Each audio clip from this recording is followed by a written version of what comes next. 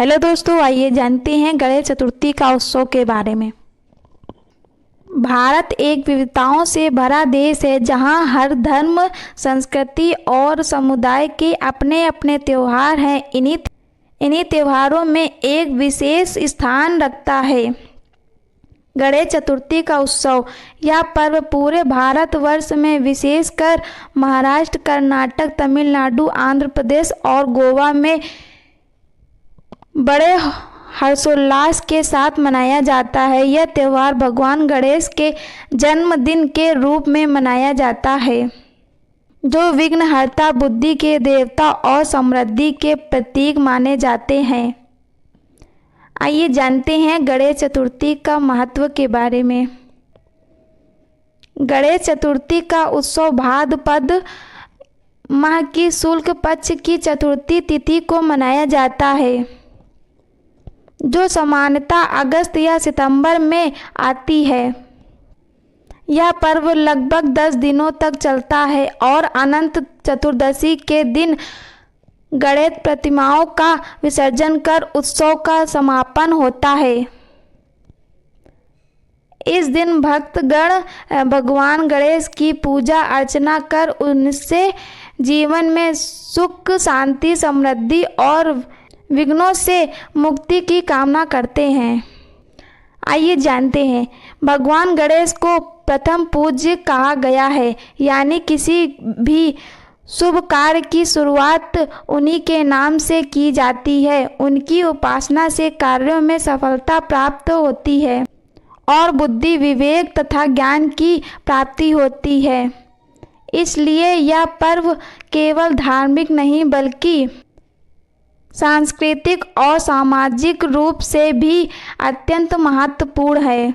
आइए जानते हैं गणेश चतुर्थी की शुरुआत और इतिहास के बारे में। ऐसा माना जाता है कि गणेश चतुर्थी की सार्वजनिक रूप में शुरुआत मराठा राजा छत्रपति शिवाजी महाराज ने की थी। उनका उद्देश्य था लोगों में भक्ति और एकता का संचार करना। बाद में 1893 में लोकमान्य बाल गंगाधर तिलक ने इस त्योहार को और अधिक व्यापार रूप में मानने की पहल की। उस समय अंग्रेजों की सरकार भारतीयों की बड़ी सभाओं पर पाबंदी लगाती थी।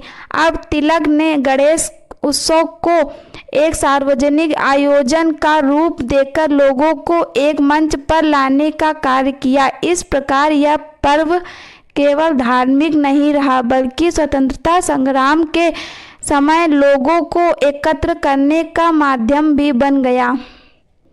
आइए जानते हैं गणेश चतुर्थी का आयोजन के बारे में। गणेश चतुर्थी से कई दिन पहले से ही तैयारियां शुरू हो जाती है। बाजारों में मूर्तिकार भगवान गणेश की सुंदर मूर्तियां बनाते हैं। ये मूर्तियां मिट्टी, प्लास्टर ऑफ पेरिस, कागज और अब पर्यावरण को ध्यान में रखते हुए प्राकृतिक सामग्री से भी बनाई जाती हैं। लोग अपने घरों और पंडालों में गणेश जी की स्थापना करते हैं और उन्हें फूल, फल, मिठाइयाँ, खासकर मोदक का भोग अर्पित करते हैं।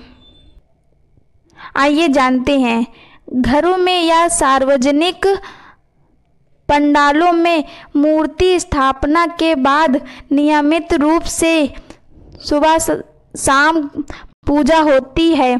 भजन, कीर्तन, आरती और सांस्कृतिक कार्यक्रमों का आयोजन किया जाता है। विशेष रूप से महाराष्ट्र में यह पर्व बड़े धूमधाम से मनाया जाता है। विशाल झांकियां सजाई जाती हैं और लोग भगवान गणेश के विभिन्न स्वरूपों को दर्शाते हैं। आइए जानते हैं विशेष भोजन और प्रसाद के बारे में। गणेश चतुर्थी पर भगवान गणेश को मोदक विशेष रूप से प्रिय माना जाता है। यह गुड़ और नारियल से भरी हुई चावल के आटे की मिठाई होती है। इसके अलावा लड्डू, पूरी, चना, खीर आदि व्यंजन भी बनाए जाते हैं। भक्तजन इन्हें प्रसाद के रूप में ग्रहण करते हैं और एक दूसरे में बांटते हैं। आइए जानते हैं अनंत चतुर्दशी और विसर्जन के बारे में। गणेश चतुर्थी का समापन अनंत चतुर्दशी के दिन होता है। इस दिन भक्तगण नाचते गाते हुए गणपति बप्पा मोरया, अगले बरस तू जल्दी आ के जयकारे लगाते हुए गणेश जी की मूर्ति का विसर्जन करते हैं। यह विसर्जन समुद्र, नदी, तालाब या कृत्रिम जलाशयों में किया जाता है। यह दृश्य अत्यंत भावनात्मक होता है क्योंकि लोग अपने प्यारे बप्पा को विदा करते हैं, लेकिन इस वादे के साथ कि वे अगले वर्ष फिर आएंगे। आइए जानते हैं पर्यावरणीय दृष्टिकोण के बारे में। हाल के वर्षों में गणेश चतुर्थी को लेकर पर्यावरण चिंता भी उठी है। प्लास्टर ऑफ पेरिस और रासायनिक रंगों से बनी मूर्तियां जल स्रोत को प्रदूषित करती है। इसके समाधान के लिए कई संगठन और सरकारें अब इको फ्रेंडली गणेश मूर्तियों को प्रोत्साहित कर रही है। मिट्टी, गोबर या खाद्य सामग्री से बनी मूर्तियां जो आसानी से घुल जाती है, अब अधिक लोकप्रिय हो रही है। आइए जानते हैं सांस्कृतिक और सामाजिक योगदान के बारे में। गणेश चतुर्थी केवल एक धार्मिक पर्व नहीं है, यह समाज को जोड़ने और एकजुट करने का माध्यम भी है। इस दौरान अनेक सांस्कृतिक गतिविधियां जैसे नृत्य, संगीत, नाटक, प्रतियोगिताएं और समाज सेवा के कार्य होते हैं। इससे समाज में सामूहिकता, असहयोग और सद्भावना की भावना उत्पन्न होती है। आइए जानते हैं, गणेश चतुर्थी केवल भगवान गणेश की पूजा का पर्व नहीं है, यह भारतीय संस्कृति, एकता और पर्यावरण के प्रति जागरूकता का प्रतीक बन चुका है।